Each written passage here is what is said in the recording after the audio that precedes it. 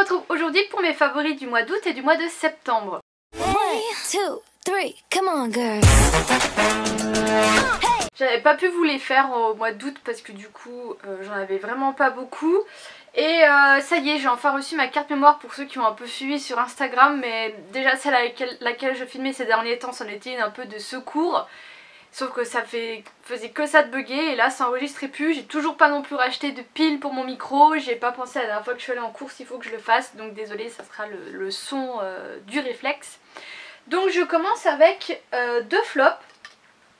En premier, j'ai le mat crème de chez Herborian qui est en fait un soin matifiant visage effet flouté que je mettais un peu en base de teint, donc vraiment sur toute ma zone T pour enlever un peu les pores. Et ben ma peau n'a pas aimé parce que j'ai fait plein de petits boutons sur toute ma zone du front et j'ai jamais de boutons à ce niveau là, donc je savais que c'était pour ça.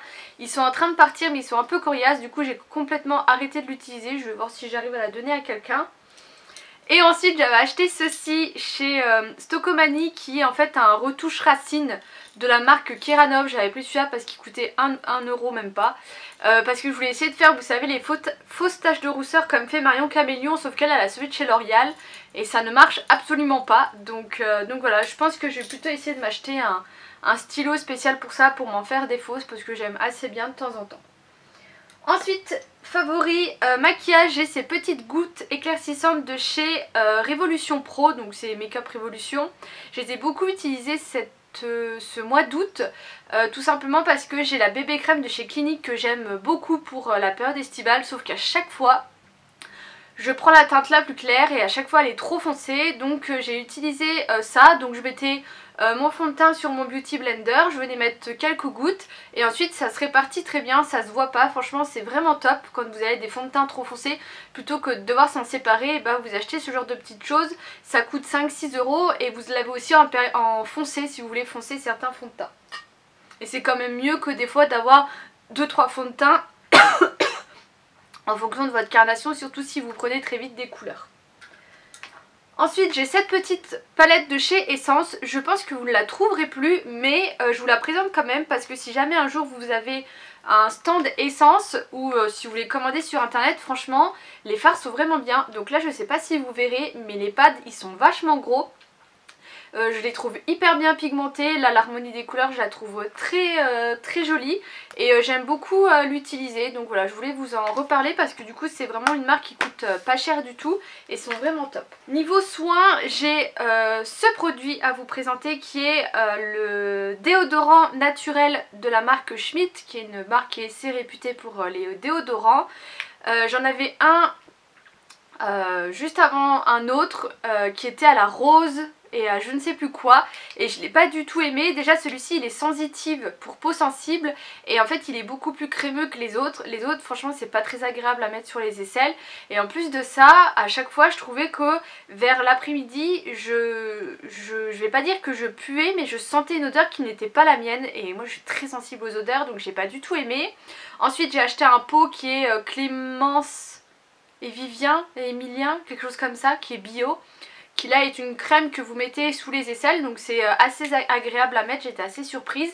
Par contre voilà, pareil encore une fois, en fin de journée je sentais une autre odeur, alors que celui-ci pas du tout, il marche super bien, j'ai pas à me plaindre, donc c'est Jasmine Tea. Ça n'a pas d'odeur mais je préfère ça que de sentir quelque chose qui n'est pas moi. Des fois ils en font des ventes privées sur Beauté Privée, si jamais ça vous intéresse, je crois qu'il y a mon lien de parrainage en bas. Donc voilà, mais pensez-y parce qu'ils ont une très bonne compo. Niveau manger, j'ai ceci, c'est le Noccioletta Bianca. C'est une copine qui m'a dit d'acheter ça pendant que je faisais mes courses parce qu'à ce qui paraît c'était super bon et je confirme, ça sent comme l'intérieur du Kinder Bueno. En fait, ce que tout le monde me disait, je lui disais oh, mais vraiment ça sent ça, de toute façon ça sent les noisettes. Personnellement sur le moment je lui dis mais qu'est-ce que tu veux que j'en fasse, parce que moi je suis pas du genre à manger ça à la petite cuillère, ce genre de choses, mais ça fait un moment que je veux essayer de faire des cookies vous savez avec un cœur à l'intérieur et je pense que j'en ferai avec ça, ça sera super bon. Je vous montrerai ça sur Instagram. Ensuite j'ai ceci, alors je suis un peu embêtée parce que j'ai pas vraiment réussi à retrouver ce genre de produit. Peut-être sur Amazon mais pas sûr, mais en magasin j'ai pas retrouvé. C'est un Febreze brumisateur de chambre, donc c'est vraiment pour, c'est pas pour les draps, c'est vraiment pour l'ambiance, on va dire ça comme ça. C'est le Sleep Serenity au lavande au clair de lune. Mais c'est une gamme où il y a d'autres produits, j'ai vu qu'il y en avait au miel et je sais plus lequel j'ai vu. Ça fait très longtemps que j'ai ça parce que j'avais acheté ça en Allemagne quand j'avais emménagé, j'avais acheté plein de produits. Mais je l'adore, je trouve que ça sent vraiment bon et que c'est vraiment une odeur qui est apaisante et pourtant j'aime pas la lavande. Mais ça sent pas du tout ça. Voilà, donc j'en ai plus beaucoup donc je l'utilise avec parcimonie parce que j'aimerais bien pouvoir en retrouver. Mais si jamais vous en trouvez, franchement testez parce qu'ils sont vachement bien. Et j'aurais bien aimé tester du coup les autres senteurs. Ensuite je vais prendre mes notes parce que j'ai vu pas mal de films, de dessins animés et tout ça. En premier j'ai vu Luca sur Disney+, que j'ai beaucoup bien aimé, l'univers, l'ambiance, les couleurs, l'histoire. C'était vraiment un beau dessin animé à voir. J'ai également commencé la série Loki qu'il faudrait que je finisse. Pareil, j'avais commencé la série WandaVision mais j'avais pas du tout accroché. Mais on m'a dit qu'à partir du 4e épisode c'était beaucoup plus intéressant. Donc il faudrait que je continue. Mais Loki j'ai vraiment bien aimé. Pour une série je m'attendais pas à autant de moyens mis en place. Je trouve que l'histoire elle est super bien faite et on accroche vraiment dedans. Mais c'est vrai que je prends jamais le temps de regarder des séries ou quoi. Enfin vous le savez, je vous l'ai déjà dit. J'ai regardé également Circle Game. Parce que Flora ça faisait que ça qu'elle me recommandait de regarder et j'ai juste regardé la version française, pareil j'ai beaucoup aimé. Mais voilà, vous le savez, moi je suis plutôt du genre à jouer ou à regarder des gens qui jouent. Mais il faudrait que j'arrête parce que du coup je suis à la traîne sur pas mal de choses. Et je suis allée voir au cinéma, ça par contre j'aime bien aller au cinéma, Shang-Chan et les 10 anneaux, enfin le dernier Marvel qui est sorti et je l'ai adoré. Alors j'en ai parlé un peu autour de moi, il y en a ils disent que les effets spéciaux c'était bof, mais alors moi je sais pas, alors je suis sûrement bon public, mais j'ai adoré l'histoire, les personnages, les scènes de combat, la BO, enfin les musiques qu'ils ont choisies, enfin j'ai vraiment tout aimé. Je pensais pas que j'allais autant kiffer un nouveau Marvel comme ça, mais voilà, moi je l'ai vraiment aimé. Et Flora avec son chéri ils devaient aller le voir au cinéma, ils sont pas allés, je leur ai dit mais il faut que vous alliez le voir au cinéma parce qu'il vaut vraiment le coup d'œil. Donc ça fait déjà un mois qu'il est sorti, donc si vous voulez aller le voir c'est tout de suite. Mais voilà, mais franchement pensez-y à aller au cinéma parce que quand il y a des beaux films comme ça il faut aller les voir. Et je finis avec quelque chose que je place un peu en dernier de la vidéo parce que je sais pas trop comment vous allez percevoir tout ça. Je vais vous parler un peu de développement personnel, je mets des guillemets parce que je sais pas trop comment appeler ça. Mais pour tout vous raconter, en fait, avant que je me mette dans ma dernière relation, j'ai quelqu'un qui m'avait dit que, en parlant un peu de nos histoires, de nos relations amoureuses et tout ça, elle m'a dit « Oh mais tu fais peut-être un peu de la dépendance affective ». Et je me suis dit « Oh ouais, tiens, ça sonne bien » et puis c'est sorti de ma tête.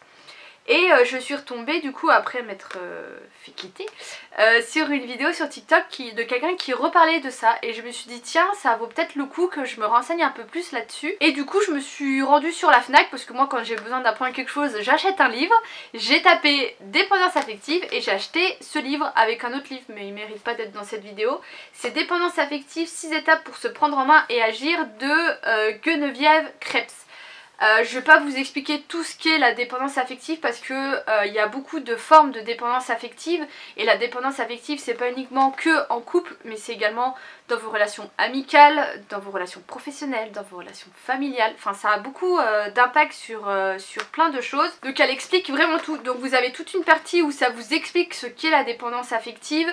En plus Geneviève Krebs c'est une femme qui est psychologue il me semble, donc en plus elle donne des cas de patients qu'elle a déjà rencontrés, elle donne beaucoup de conseils et ensuite vous avez toute une partie où vous avez en fait des exercices à faire. Donc elle dit que si vraiment c'est une grosse dépendance affective il faut vous faire suivre en quelque sorte, mais que quand c'est un petit truc voilà les exercices vont très bien.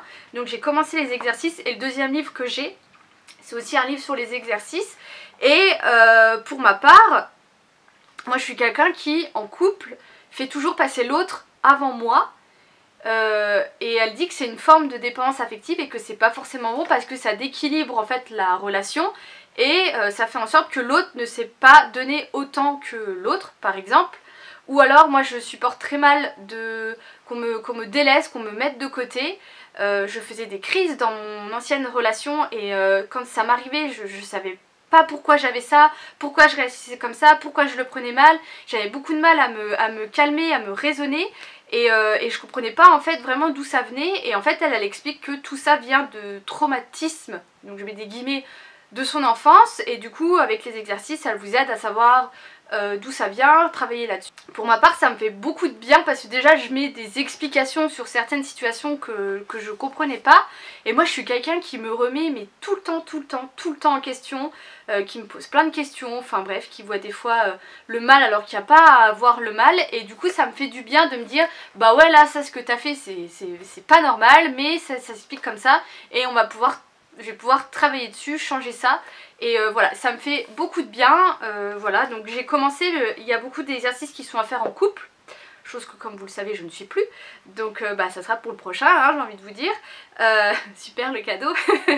mais donc voilà, donc ça m'aide beaucoup à comprendre pas mal de choses, et voilà je voulais vous en parler. J'ai acheté un autre livre parce qu'elle a fait un livre également elle sur la loi de l'attraction, de l'attractivité, je sais jamais, parce que j'entends parler de ça partout sur TikTok, et vu que j'aime beaucoup comment elle a fait son livre, je me suis dit je vais acheter celui qu'elle a fait, et je crois que c'est les deux seuls livres qu'elle a fait, à part après elle parle d'audit, donc rien à voir, la meuf elle a deux univers.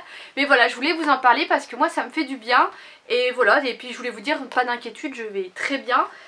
J'ai beaucoup de bonnes choses qui m'arrivent, et j'essaye vraiment de me concentrer là-dessus, de me dire que je mérite de toute façon que le meilleur, et voilà, j'ai hâte de pouvoir vous en parler. Mais des fois en fait je me dis il faut que je me freine dans mes délires parce que j'ai failli acheter une baraque, enfin je vous dis ça, mais je me renseignais pour acheter une maison. Et je me suis dit mais en fait tu vas peut-être trop vite, mais ça veut dire quoi? Qu'en fait il faut que j'attende d'être avec quelqu'un pour acheter une maison. Mais en fait si je veux acheter une maison c'est parce que je veux acheter 2 chiens. J'adore les chiens et je veux 2 chiens pour pas qu'ils soient tout seuls, et je veux 2 gros chiens, sauf que dans un appartement c'est pas possible, rien que même un petit chien.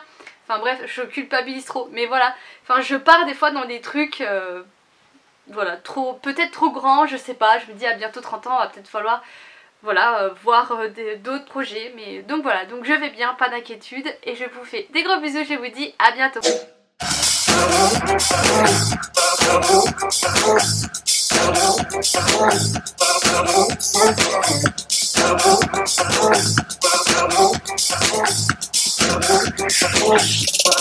Wait.